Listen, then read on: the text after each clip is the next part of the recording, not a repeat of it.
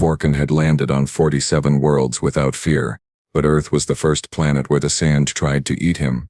Vorkan had been doing this job for 17 cycles, and if there was one thing he knew with absolute certainty, it was that primitive planets were boring, predictable, safe, even the kind of assignments you gave to fresh recruits who still thought exploration was glamorous, or to veterans like him who just wanted to coast into retirement without any actual excitement. Earth, according to the preliminary scans, was a Class 3 world, maybe a 4 if you were being generous. Oxygen-nitrogen atmosphere, single yellow star, one oversized moon, abundant water. The dominant species had barely figured out chemical propulsion. They were still burning fossil fuels for the love of the spiral. This was going to be the easiest paycheck of his career. Vorkan adjusted his environmental suit, a sleek piece of Confederation technology that could withstand temperatures ranging from near absolute zero to the surface of a minor star. The suit's silvery surface rippled across his gelatinous body, adapting to his form as he moved. His 3 primary eye stalks extended from the helmet's transparent dome, giving him a full panoramic view of his surroundings. His secondary eye stalks, the small ones he used for detail work, remained retracted. No need for those yet. The landing craft settled onto the beach with barely a whisper of displaced air. Vorkan had chosen this location specifically because it was remote, uninhabited according to scans, and had stable ground. Well, stable-ish. The scanners had indicated silicon dioxide particles, standard beach composition. Nothing complicated. He triggered the exit ramp and the hatch hissed open with a satisfying pneumatic sigh. Warm air rushed into the climate-controlled interior, carrying with it the sharp tang of salt and something organic he could not quite identify. Seaweed, probably, or decomposing aquatic life. Primitive planets always smelled like something was rotting. Vorkan oozed down the ramp with the confidence of someone who had done this exact procedure on 47 different worlds. His suit's lower appendages, shaped vaguely like feet for terrestrial navigation, touched the sand. Immediately, his analytical mind began cataloging observation. Temperature, 28 degrees Celsius. Humidity, 67%. Local star position, mid-morning, based on shadow length. Threat assessment 0. That last one would need updating very, very soon. The beach stretched out before him in both directions, a curving line of pale sand meeting impossibly blue water. White foam crowned the waves as they rolled in with rhythmic persistence. It was, Vorkan had to admit, almost picturesque. Not that he cared much for aesthetics. He was here to collect soil samples, atmospheric readings, and baseline biological data. Then he would return to the orbital station, file his report, and recommend Earth for a follow-up survey in another century or two, once the locals had developed proper spaceflight. Standard procedure. Easy. Boring. Vorkan extended his sample collection arm, a flexible appendage ending in a multi-tool array. He bent down, preparing to scoop up a handful of sand for analysis. That was when he noticed something odd. The sand near his feet was moving, not shifting in the wind exactly, moving with purpose. He retracted his arm and took a step back, eye stalks focusing on the disturbed area. His suit's sensors were picking up thousands of small thermal signatures, all clustered beneath the surface, burrowing creatures. Maybe perfectly normal for a beach ecosystem, probably some kind of filter feeders or detritus processors, except they were not staying buried. The sand erupted in a dozen places simultaneously.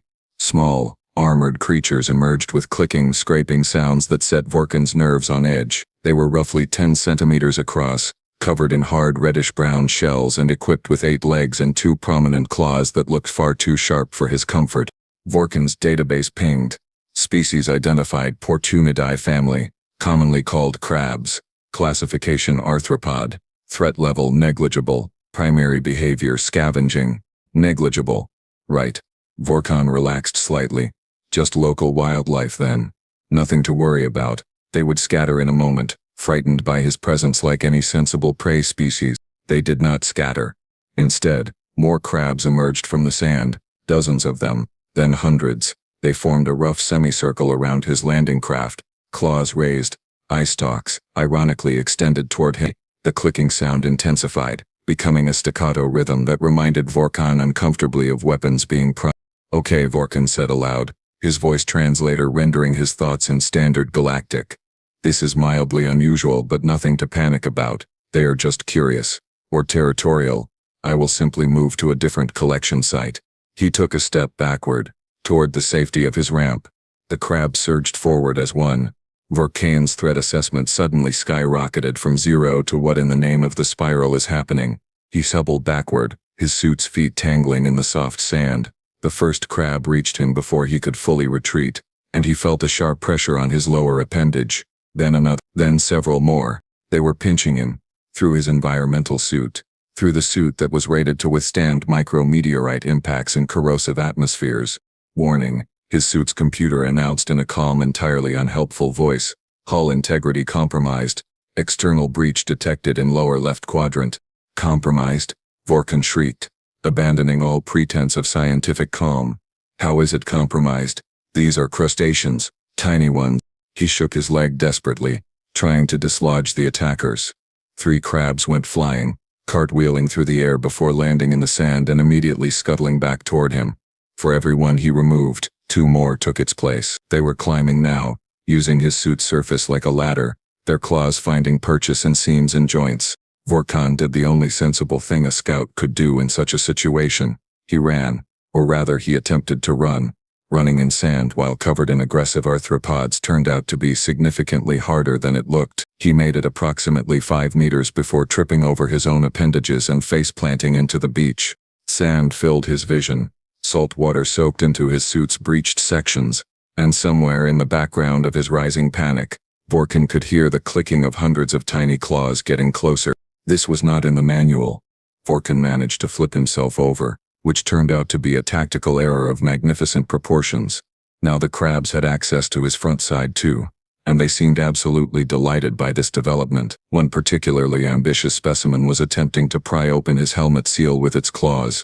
Another had discovered the joint connection at his elbow and was working on it with the focused determination of a safe cracker. Emergency transmission, Vorkan gasped, activating his comlink. This is Scout Vorkan to Orbital Station Harmonious Endeavor. Requesting immediate extraction. I repeat, immediate extraction. There was a brief pause, then a familiar voice crackled through. Vorkan, this is Communications Officer Telex. Did you just say emergency extraction? You have been on the surface for exactly 4 minutes and 32 seconds. Yes, and I would very much like to not be on the surface anymore, Vorkan said, his voice climbing an octave as a crab found a particularly sensitive spot on his midsection. I am under attack. Attack? Telex sounded amused. By what exactly? The preliminary scans showed no hostile megafauna in your landing zone. Did you accidentally set down in a Terran military installation? No, I am being assaulted by the local sand. There was a long silence on the other end. Then Vorkan heard something that made his gelatinous innards curl with humiliation. Laughter. Telex was laughing at him. The sand, Telex repeated, barely controlling his mirth. Vorkan, are you feeling all right? Perhaps the atmospheric mix is affecting your cognitive functions. The sand is full of creatures, Vorkan shouted, shaking his arm violently enough to dislodge 3 crabs. They hit the ground, righted themselves instantly and charged right back at him. Armored arthropods with claws. Hundreds of them. Thousands. They are eating my suit. Vorkan, I am looking at your bioreadouts now, and while your stress hormones are elevated, there is no indication of actual danger. Telex's tone had shifted from amused to concerned. I think you should return to the ship and run a full medical diagnostic. You might be experiencing an anxiety episode. Vorkan wanted to scream. An anxiety episode. As if he was some first-cycle rookie who panicked at his own shadow. He had surveyed worlds with poisonous atmospheres, navigated asteroid fields, and once spent 3 days trapped in a cave system on Thalkor Prime with nothing but emergency rations and his own thoughts. He did not have anxiety episodes. Listen to me very carefully, Vorkan said, his voice dropping to a deadly calm that surprised even himself. I am going to activate my suit's external camera feed. You are going to watch it, and then you are going to send the extraction shuttle. Understood? Fine, Telex said, clearly humoring him. Activating visual feed now. Vorkan triggered the camera with a mental command. The suit had 6 external lenses that provided full panoramic coverage. Right now every single one of those lenses showed crabs. Crabs. On his legs. Crabs. On his torso. Crabs.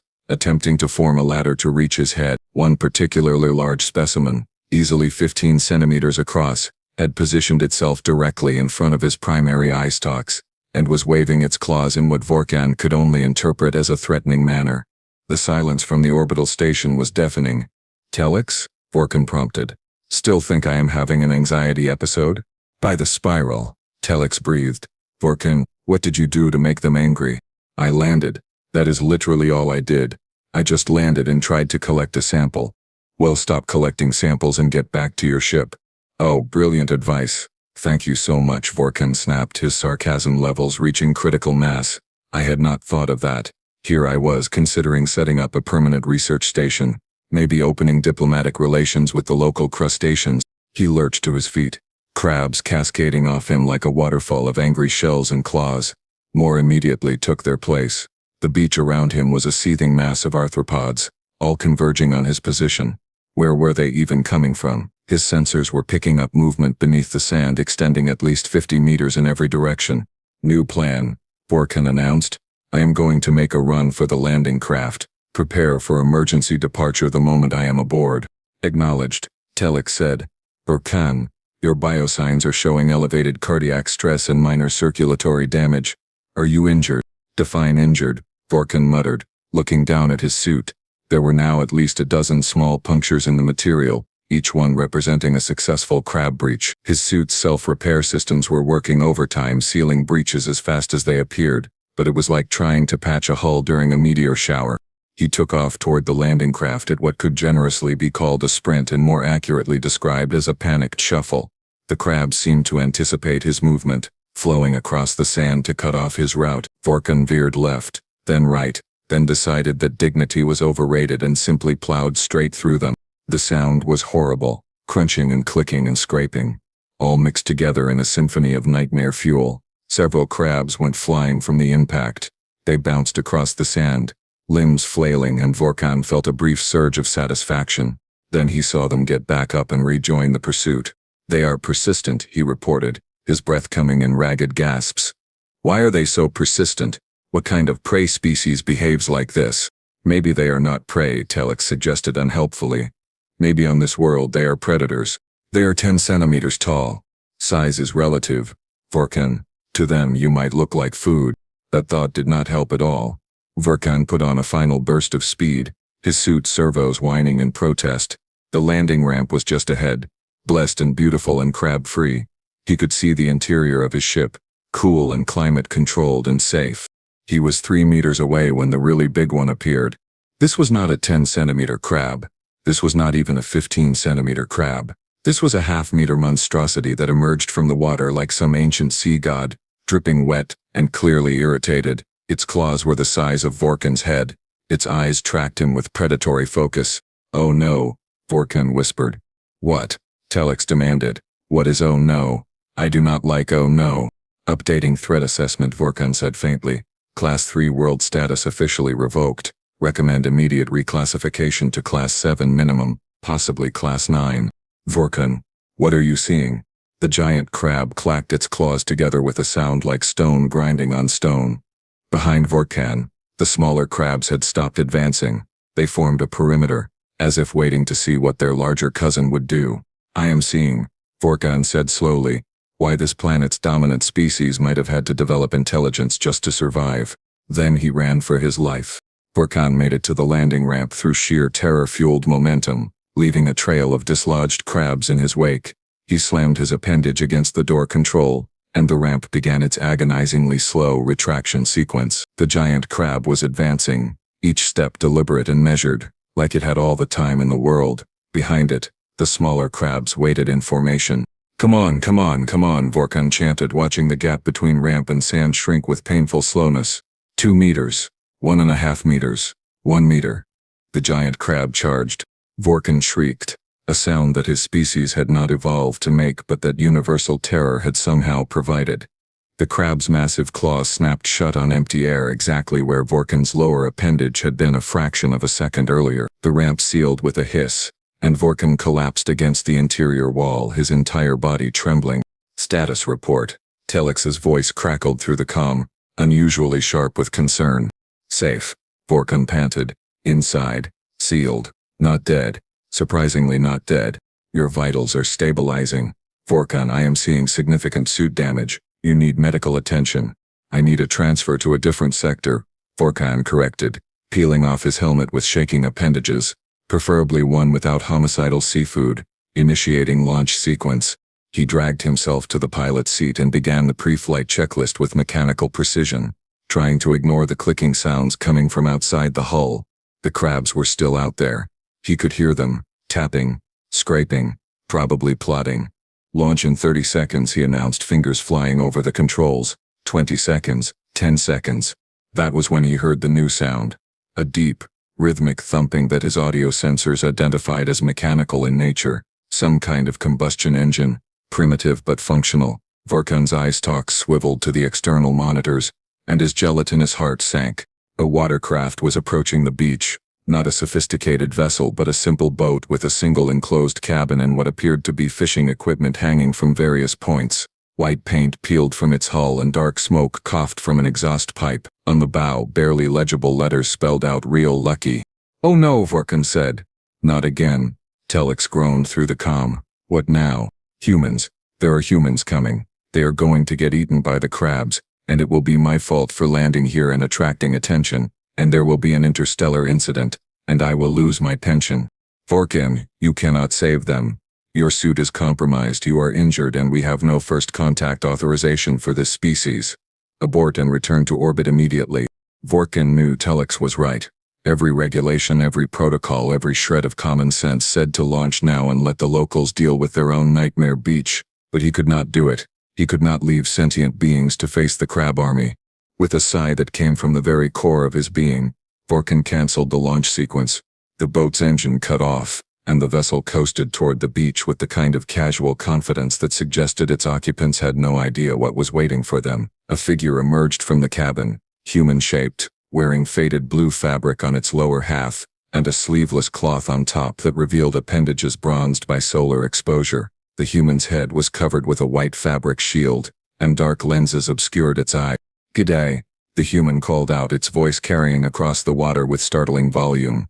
"You right there, mate?" Vorkan activated his external speakers, his translator rendering his distress into the local language. "Warning. Do not approach. The beach is dangerous. Hostile arthropods." The human tilted its head then cupped its hands around its mouth. "What's that? Crabs?" "Yeah, we got a few crabs." "A few?" Vorkan's voice cracked. "There are thousands. They are aggressive. They damaged my suit." The human paused, then turned back toward the cabin. "Oi, Baza. Alien bloke says the crabs damaged his suit." Another human emerged, this one broader and with less head fur. "His suit? What's it made of? Tissue paper?" "Excuse me," Vorkan said indignantly, "this suit is rated for extreme environments. It has a tensile strength of—" Yeah, the first human interrupted, waving dismissively. "Look, mate, we'll sort you out. Just hang tight." To Vorkan's absolute horror, the human grabbed a long pole with a net attached and vaulted over the side of the boat into waist-deep water. The second human followed, carrying what appeared to be a container and some kind of portable heating device. "Stop," Vorkan shouted. "The crabs will kill you." "Nah, they're just soldier crabs," the first human said, wading toward shore with not a care in the universe. "Little nippers mostly. Well, except for Big Bastard. Is Big Bastard around?" "If you are referring to the half-meter specimen, yes. It is extremely around. It tried to remove my appendage." "Yeah, that's Big Bastard all right," the human said cheerfully, reaching the beach. Crabs immediately swarmed toward him. Vorkan watched in frozen terror as the human simply stepped on them, crushing several with each footfall while using the pole to flip others out of his path. "He's a grumpy one." The second human, Baza, apparently, had set up the heating device, and was doing something with the container. "Pete, grab us a dozen or so of the good-sized ones, will ya?" "Pete." The first human bent down and started picking up crabs with his bare hands. His bare hands, grabbing them by the shell while they waved their claws frantically, and tossing them into a bucket like they were pebbles. "What are you doing?" Vorkan demanded, his voice reaching frequencies his species did not normally produce. "Making lunch, mate," Pete called back. "You interrupted our fishing trip and we already had the butter warming. Waste not, want not." Vorkan watched through his monitors as Pete collected exactly 12 crabs, dodging Big Bastard twice with casual sidesteps that suggested long practice. Baza had the heating device going now and had placed a flat metal surface over the flames. He dumped a yellow substance onto it that immediately began to sizzle and melt. "That is butter?" Vorkan asked weakly. "Too right," Baza confirmed, adding the crabs to the heated surface. They stopped moving very quickly. Little bit of butter, little bit of garlic, squeeze of lemon. Beautiful. "You are cooking them. You are cooking my attackers." "Well, yeah," Pete said, walking over to Vorkan's ship and rapping on the hull with his knuckles. "What else would we do with them? You gonna come out or you gonna hide in there all day? They breached my suit. Multiple times. They are dangerous." Pete pulled off his dark lenses, revealing eyes that crinkled with amusement. "Mate, they're just crabs. Sure, they'll have a nip if you let them, but dangerous is a bit of a stretch. Now, are you hurt or just scared?" "Both," Vorkan admitted. "Definitely both." "Fair enough. Tell you what, come have some tucker with us, and we'll patch up your fancy spacesuit. Baza here used to work on diving gear. He's handy with repairs." Vorkan looked at his monitors. The crabs had retreated from the cooking area, apparently having learned that proximity to humans led to becoming lunch. Big Bastard lurked near the waterline, but even he seemed less aggressive now, like he was reconsidering his life choices. "This is a regular occurrence for you?" Vorkan asked. "Being attacked by local wildlife?" Pete laughed, a sound like rocks tumbling in a barrel. "Attacked? Nah, mate. This is just Tuesday. Now come on, before the butter burns. Against every instinct, every regulation and every shred of survival programming." Vorkan opened the hatch. The smell of cooking crustacean filled his sensors, and he had to admit, it was not entirely unpleasant. "I am going to regret this," he muttered. "Probably," Pete agreed cheerfully. "But at least you'll have a good story." "I do not know what that is." "Oh mate, you're in for an education." The cooked crabs were, Vorkan had to admit, surprisingly palatable. His species could process a wide range of organic compounds, and the combination of crustacean protein, melted fat and aromatic compounds created a flavor profile that his sensors categorized as acceptable, if terrifying in origin. Baza had taken Vorkan's suit to the boat for repairs, leaving him in his secondary membrane layer, which was significantly less protective but allowed for greater mobility. Pete had offered him a cylindrical container labeled beer, which turned out to be a mildly alcoholic beverage that tasted vaguely like fermented grain and made Vorkan's thoughts pleasantly fuzzy around the edges. "So," Pete said, settling onto a piece of driftwood with his third beer, "you're from space, yeah?" "Yes. I am a scout for the Galactic Confederation. This is a preliminary survey mission. How's Earth rating so far?" Vorkan looked at the remaining crabs, which had wisely decided to give the humans a wide berth. "I am recommending significant upward revision of the danger classification." Pete nearly choked on his beer. "Danger classification? For Earth? Mate, this is one of the safe bits." "Safe?" Vorkan's eye stalks all focused on Pete simultaneously. "Safe? I was nearly dismembered by your local sand." "Yeah, but you weren't though, were you?" "You're fine. Little shaken up maybe, but fine." Pete took another swig of beer. "Tell you what, while Baza fixes your suit, I'll show you around. Give you a proper sense of the place." Every survival instinct Vorkan possessed screamed at him to refuse. Unfortunately, the beer had dulled those instincts significantly, and his scientific curiosity had chosen this exact moment to override his common sense. "That seems educational," Vorkan heard himself say. "Too right," Pete said, standing up and stretching. "Come on then. Stay close and you'll be fine." They walked along the beach, Pete pointing out various features of the landscape with the casual enthusiasm of someone giving a tour of a petting zoo rather than a death world. Vorkan's sensors were working overtime, cataloging threats. The salinity of the water was high enough to be corrosive to certain metals. The local star's radiation output was concerning. The oxygen content in the atmosphere was borderline excessive. "Now see that log there?" Pete pointed to a piece of driftwood about 3 meters ahead. "Don't step over it without looking first." "Why not?" "Could be a snake under it." Vorkan froze mid-step. "A snake? You mean a reptilian predator with venomous capabilities?" "Well, not all of them are venomous," Pete said reasonably, as if this was somehow reassuring. "Most of them are harmless." "Well, mostly harmless." "Well, they won't kill you if you leave them alone." That is 3 different threat assessments in one statement. Pete grinned and walked over to the log. With his foot he casually flipped it over. Underneath, coiled in the depression it had created in the sand, was approximately 1 meter of scaled, muscular creature. Its head rose, tongue flicking out to taste the air. "See? Just a little guy, Pete said. Carpet python. Completely harmless. Beautiful animals. The python, apparently taking offense at being called little, uncoiled itself to its full length. Vorkon's database identified it as a constrictor species capable of subduing prey items up to its own body mass through suffocation. That is not harmless. That is a killing machine. Nah! He's a good boy. Probably just ate anyway. See how his middle is all bulged out? He's got a rat or something in there. Won't be hungry for weeks. Pete crouched down, extending his hand toward the snake. Do not touch it. Vorkon shrieked. Pete touched it. He ran his fingers along the snake's body, and the creature seemed to tolerate this indignity with reptilian patience before sliding away into the underbrush. Lovely, Pete said. Right, what else can I show you? Oh, I know. He led Vorkon away from the beach, into what the locals apparently called bush. The vegetation here was dense, and Vorkon's sensors detected hundreds of different life forms, each one presumably evolved to kill in creative ways. Birds called from the canopy. Insects buzzed past. Something rustled in the undergrowth that Vorkon chose not to investigate. Pete stopped next to a tree and pointed at a section of bark. Now this you do need to be careful of. Vorkon looked. At first he saw nothing.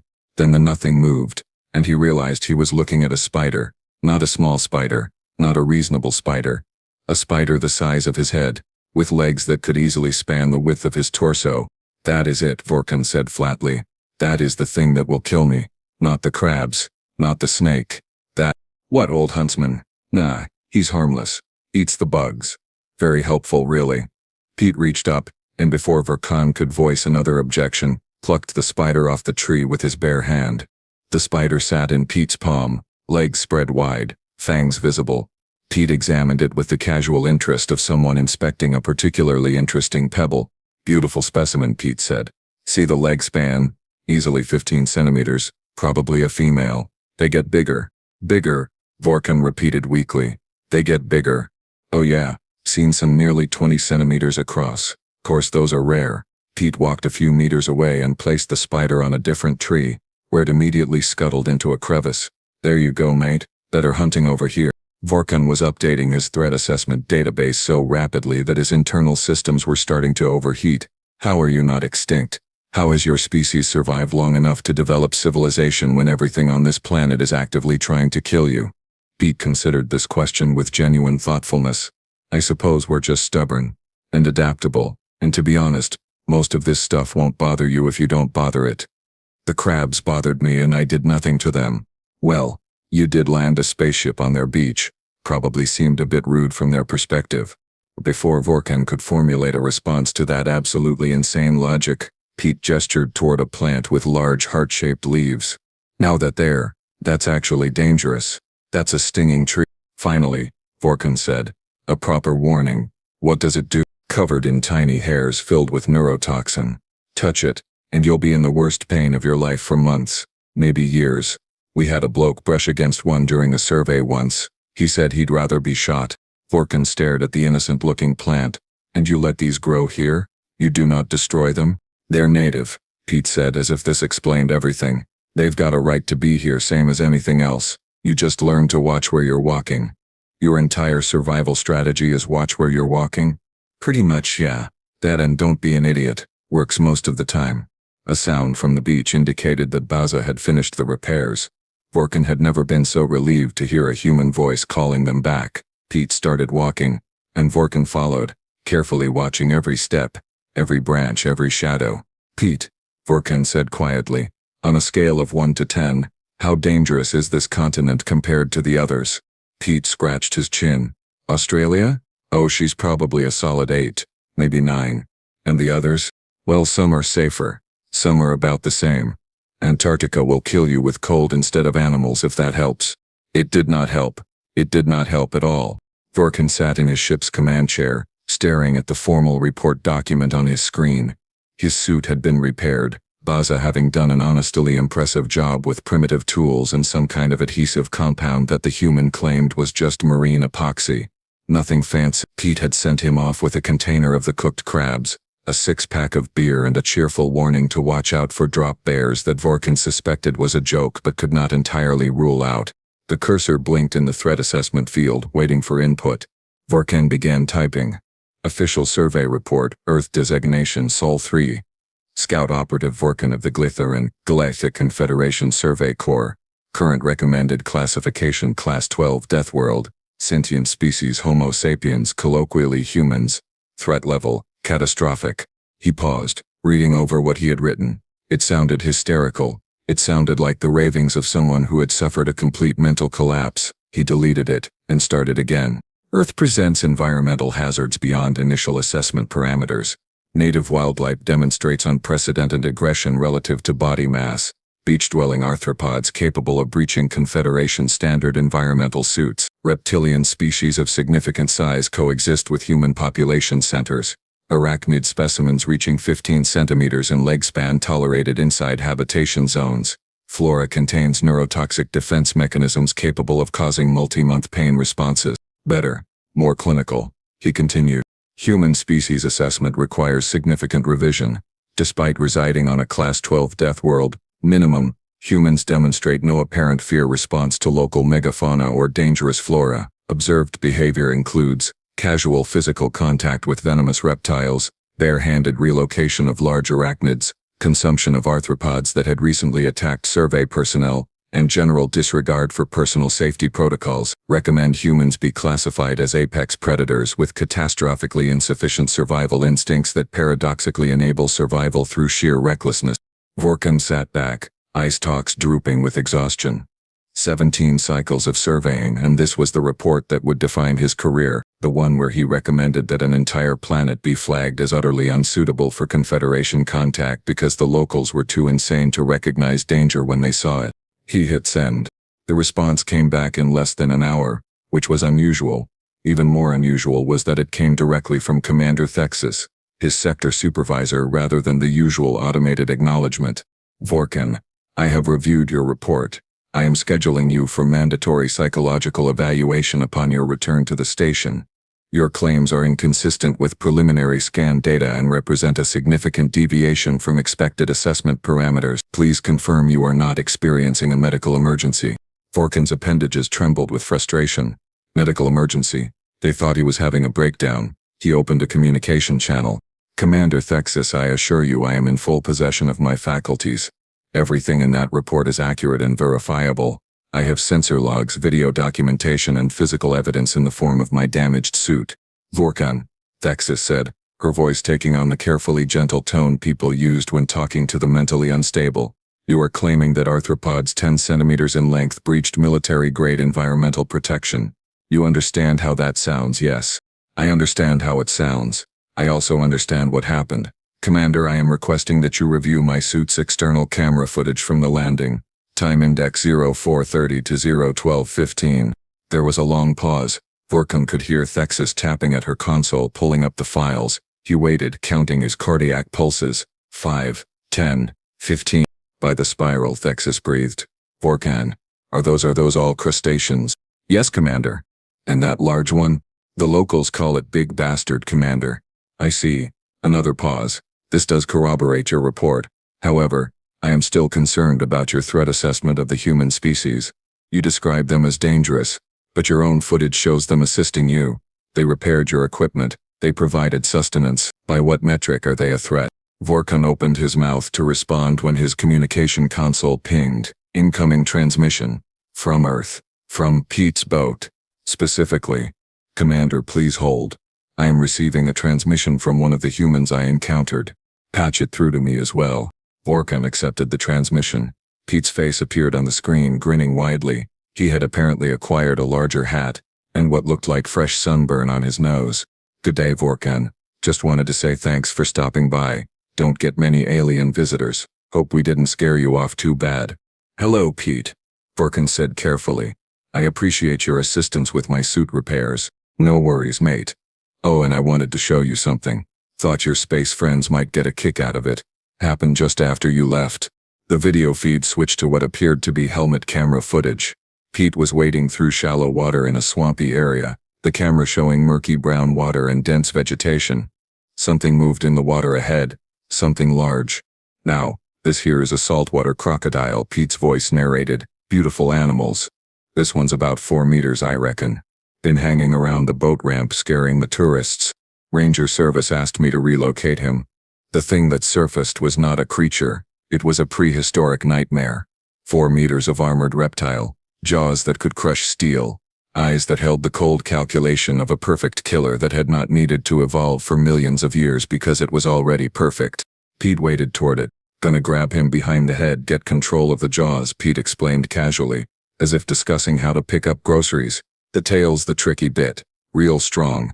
Gotta watch for the death roll. Death roll? Vorkin whispered. On screen, Pete lunged forward and grabbed the crocodile.